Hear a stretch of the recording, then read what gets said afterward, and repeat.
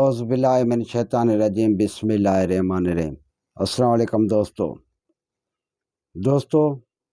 13 रजब एक अज़ीम ॾींहुं, मोतबर ऐं आला ॾींहुं, मौलाए कायनात शेर ख़ुदा मौला अली जो जनम ॾींहुं सभिनी दोस्तनि खे मुबारक हुजे। दोस्तो, मौला अली जे विलादत जे टाइम वाक़ियो अवां शेयर कंदुसि। उन खां पहिरियां सभिनी दोस्तनि खे रिक्वेस्ट है, जेके भी नवां आया आहिनि चैनल के सब्सक्राइब कनि ऐं गॾु बेल आइकन के प्रेस कनि, जीअं हर मुंहिंजी नई वीडियो बआसानी अवां ताईं पहुची सघे। दोस्तो, जॾहिं हिन काइनात में ख़ुदा मौला अली जी विलादत जो टाइम आयो, उन वक़्तु मौला अली जी वालदा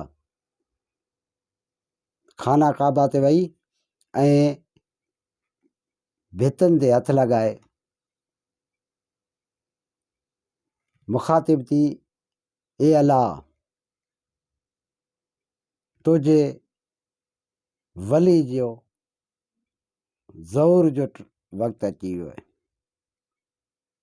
ऐं खाना काबा जो दीवारूं जेके आहिनि उहे उन्हनि में ॾार पइजी विया हलिया ऐं बीबी अंदरि दाख़िल थी। इहो वाक़ियो हज़रत अब्बास अब्दुल मुतलिब पंहिंजे अखियुनि सां ॾिठो पिए ऐं जॾहिं ही बीबी साहिबा अंदरि दाख़िल थी ऐं हज़रत अब्बास अब्दुल मुतलिब चवणु लॻो त अबू तालिब जी घरवारी खाना काबा में दाख़िल थी वई आहे ऐं दरवाज़ो खोले हिनखे ॿाहिरि कढूं। ऐं इहा ॻाल्हि न सिर्फ़ु मको पर सॼे अरब में फैलिजी वई हली। हंधा हंधा माण्हू जेको आहे सो उते इन मुआजिज़े खे ॾिसण जे लाइ शरीक थियणु लॻा त अबू तालिब जी घरवारी पंहिंजे पेट वारे बचे समेत जेको आहे सो खाना काबा में दाख़िल थी वई हली ऐं बंदि थी वई हली। माण्हुनि दरवाज़ो खोलण जी कोशिशि कई पर हर कंहिंजे ज़ोर आज़माई खां उहो दरवाज़ो न खुलियो ऐं 13 रजब टी आमल फेल सभु माण्हू जेको आहे सो खाना काबा ॾे ॾिसी रहिया हुआ ऐं खाना काबा जे वरी साॻे तरीक़े सां ॾारूं पइजी वियूं हलियूं ऐं शगाव पइजी वियो। अबू तालिब नबी करीम सल्लल्लाहु अलैहि वसल्लम खे ॾिठो। हुज़ूर करीम सल्लल्लाहु अलैहि वसल्लम जॾहिं खाना काबा में दाख़िल थियो त हिकिड़े नंढड़े जे चहिरे मंझां सॼो खाना काबा जेको रोशन हो ऐं बीबी मायूस हुई। हुज़ूर करीम सल्लल्लाहु अलैहि वसल्लम मुखातिब थियो, अमा तुंहिंजो छोकिरो सलामत आहे ऐं तूं उदास ऐं छो? इते बीबी फातिमा बिनत असद मुखातिब थी ऐं चयई त नंढड़ो जी ज़हूर थियो आहे, न हिन खीर पीतो आहे ऐं न अखियूं थो खोले। हुज़ूर करीम सल्लल्लाहु अलैहि वसल्लम पंहिंजे हंज में वरितो ऐं मुस्कुराई त नंढड़े अखियूं खोलियूं ऐं हुज़ूर करीम सल्लल्लाहु अलैहि वसल्लम पंहिंजी ज़बान मुबारक नंढड़े जे वात में ॾिनी ऐं हू चूसणु लॻो। नबी करीम सल्लल्लाहु अलैहि वसल्लम खाना काबा खां ॿाहिरि निकितो ऐं उते माण्हुनि उन नंढड़े जी अज़मत ऐं नूरानी चहिरो ॾिसी पुछणु लॻा, पाण में ॻाल्हाइणु लॻा त नंढड़े जो नालो छा रखिजे। हिते नबी करीम सल्लल्लाहु अलैहि वसल्लम मुखातिब थियो, ए इंसानो, पूरी दुनिया में हेड़ो अज़ीम जनम कंहिंजो कोन थियो आहे, ऐं हेड़ो आला हेड़ो अली जनम कंहिंजो कोन थियो आहे। ऐं अलाह जी बि इहा मर्ज़ी आहे त हिन जो नालो अली रखिजे, बुलंद रखिजे, अहिड़ी बुलंदी ताईं जी केरु पुॼी न सघे। अबू तालिब नंढड़ो हंज में खणी जॾहिं घर ॾे रवानो थियो, हिकिड़े मुनाफ़िक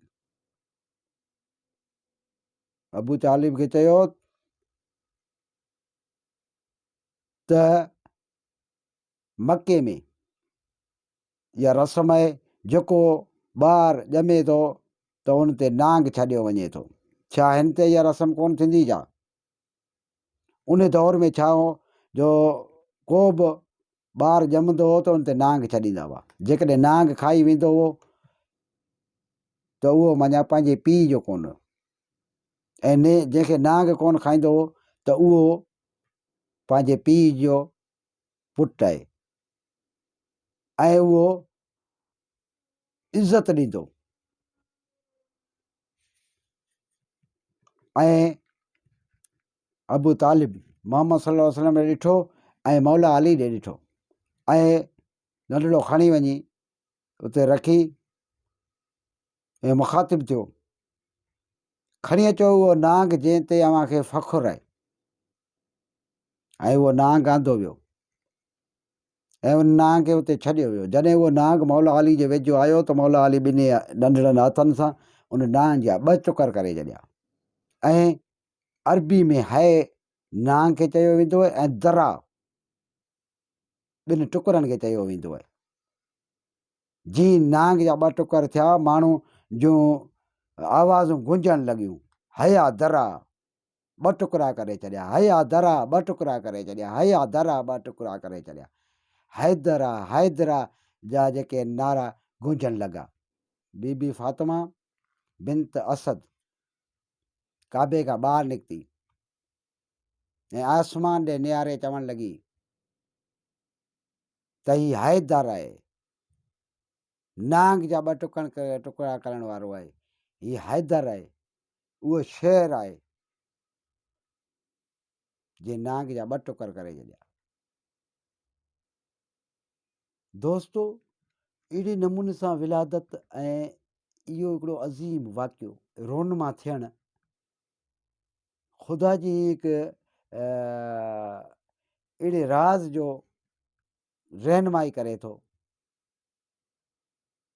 त मौला अली शेर ख़ुदा जो जनम बि जेको आहे सो शेरनि जी हिकिड़ो अज़ीम जनम आहे।